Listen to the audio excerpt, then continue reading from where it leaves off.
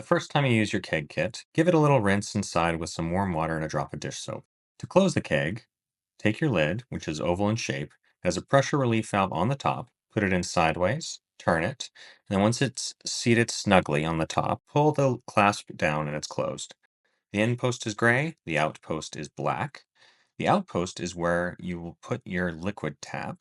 The in post is where you'll put your gas. Again, out for liquid, in for gas. You have your CO2 bottle, which will be attached to your regulator. We've gone over that in a separate video.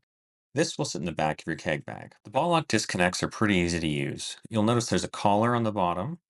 I usually use my thumb on the top and two fingers on either side, so that whenever you pull up on the collar, you can push down with your thumb or the palm of your hand and then clip it firmly into place. Just a quick point about the flow control tab.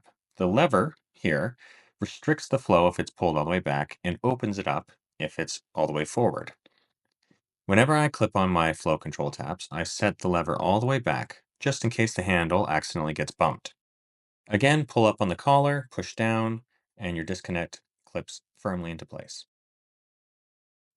To disconnect, push down on the center and pull up on the collar. This will allow your ball lock disconnects to release from your keg. To open up your keg, always relieve the pressure first using your pressure relief valve. Then open the clasp, push the lid in, turn sideways, and then pull it out.